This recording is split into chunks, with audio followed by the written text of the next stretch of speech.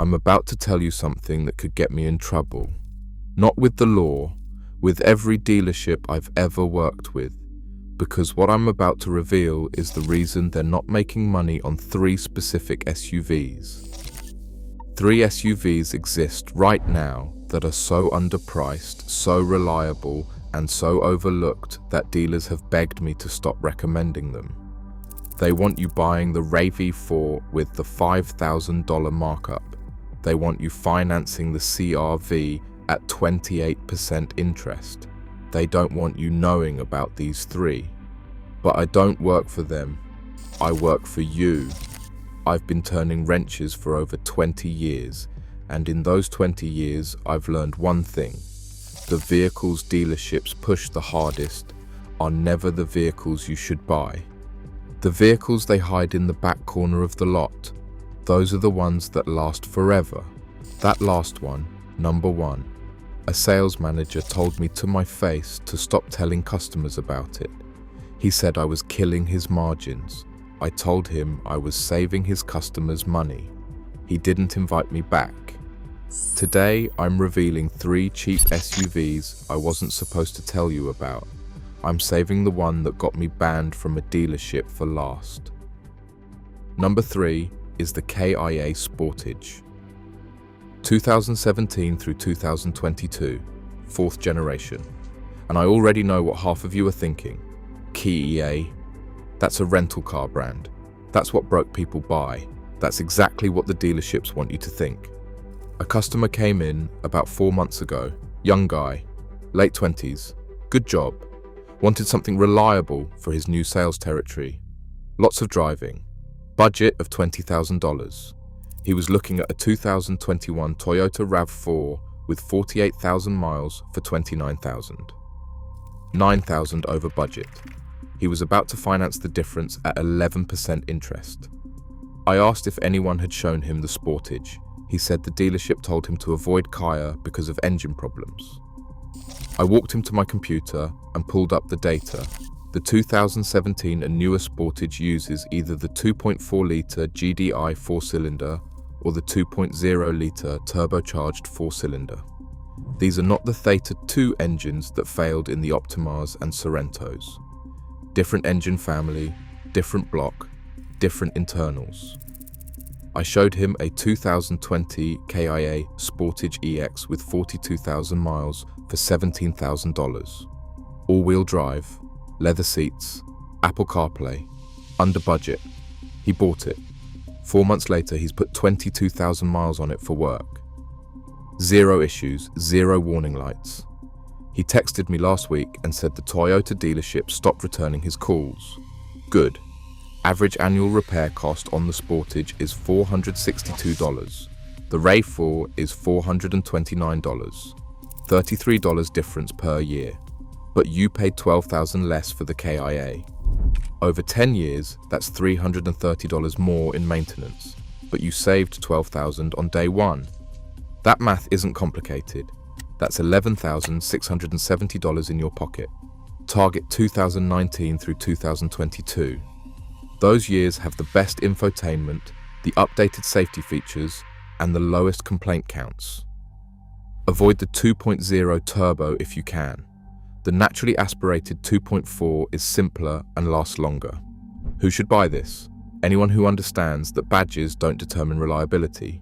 Smart buyers who know how to do math. Who should skip it? If you're selling in 3 years, the RAV4 holds value better. And if you care what your co-workers think about your car, Kia might bother you. The mechanic's verdict on the Sportage. Dealerships push you away from this SUV because they make more money on Toyotas. That's not a reliability problem. That's a profit problem. Their profit problem. Your savings. If this straight talk is helping you, subscribe to Mechanic Secrets. I'm about to reveal 2 more that dealers really don't want you knowing about. Number 2 is the Ford Edge, 2015 through 2020. 2nd generation. And I know what the internet says. American cars are unreliable. Ford stands for found on road dead. Funny, I keep seeing these things with 200,000 miles on my lift. Still running, still not needing major work. A woman came in last month asking me to inspect a 2019 CRV she was about to buy. 61,000 miles. Dealer wanted $24,000. I told her it was mechanically fine. Then I asked her what she actually needed. She said, space, comfort, something for road trips with her husband and their 2 dogs. I asked if she'd looked at the Edge. She said her father told her never to buy American. I asked what her father drove. She said a 2018 Dodge Journey. I told her that explained his opinion. But the Edge isn't the Journey. The second generation Edge uses the 2.0-litre EcoBoost 4-cylinder or the 2.7-litre EcoBoost V6. Both engines are turbocharged direct injection units that Ford has refined across millions of vehicles. The 2.0 is in the Escape, the Bronco Sport, and the Lincoln Corsair. The 2.7 is in the F-150, the Bronco, and the Lincoln Nautilus. These engines last because Ford bet their entire truck lineup on them. They couldn't afford failures. The transmission is a 6-speed automatic on earlier models and an 8-speed on 2019 and newer. Both are traditional torque converter units. No CVT, no dual clutch disasters, just gears. A 2019 Ford Edge SEL with 60,000 miles costs $16,000 to $19,000. A 2019 Honda CR-V with the same miles costs $23,000 to $26,000. $7,000 difference for a bigger SUV with more power. Average annual repair cost on the Edge is $587. Higher than the CR-V, but you saved $7,000 on purchase.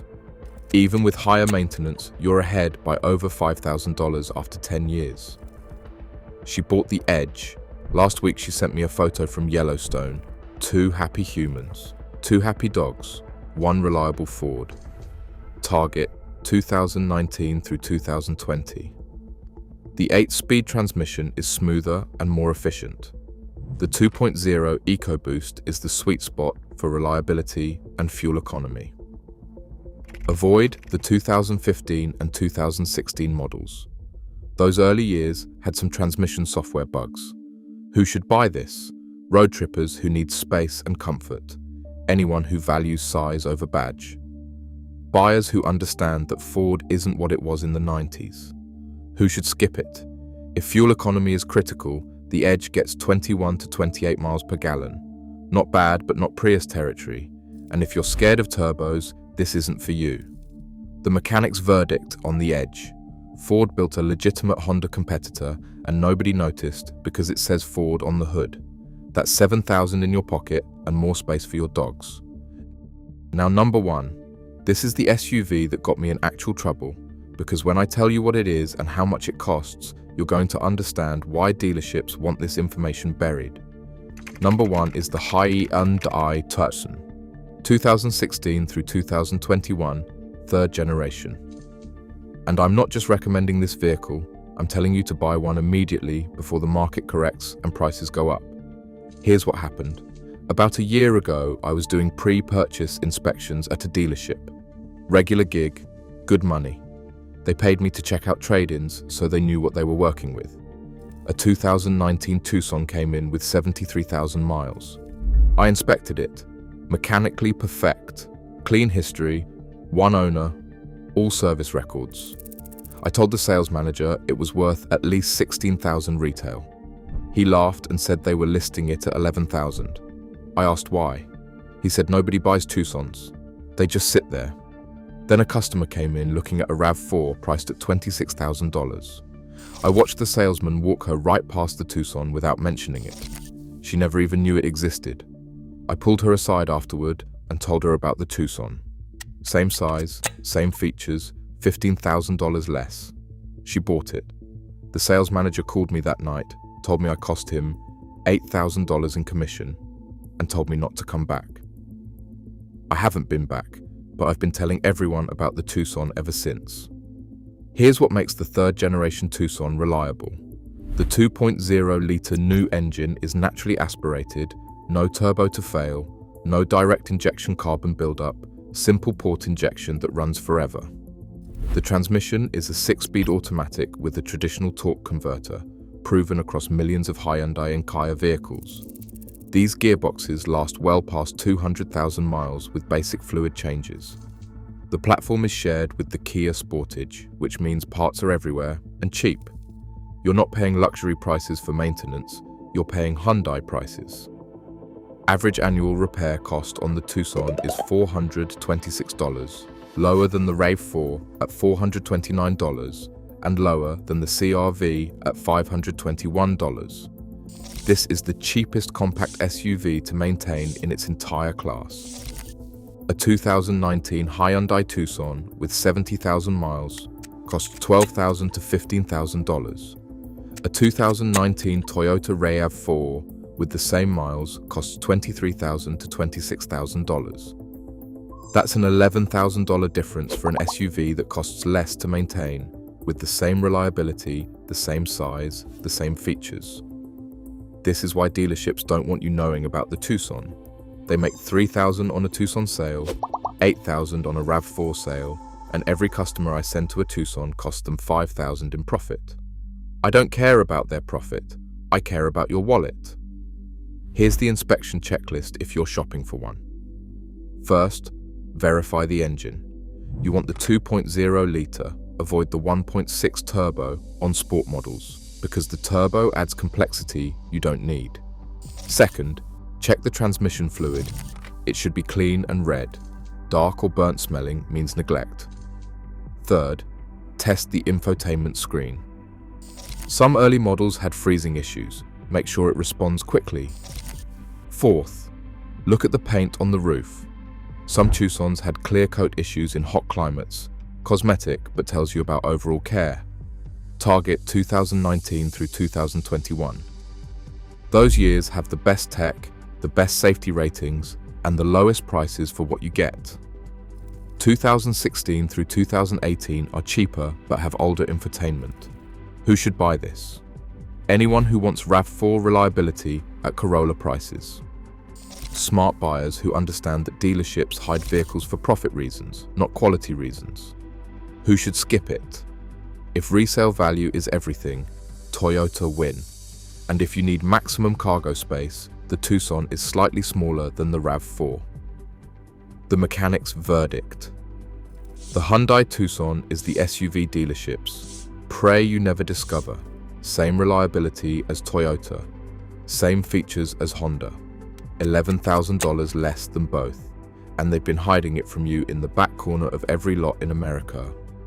3 SUVs I wasn't supposed to tell you about.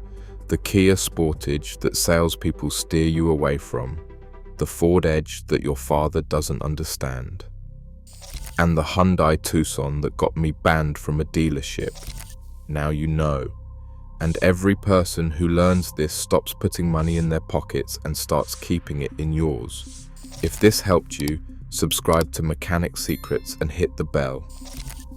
Every like and share helps spread what dealerships don't want you to know. Drive safe. Take care of your car and it'll take care of you. Take it or leave it. I'll see you in the next.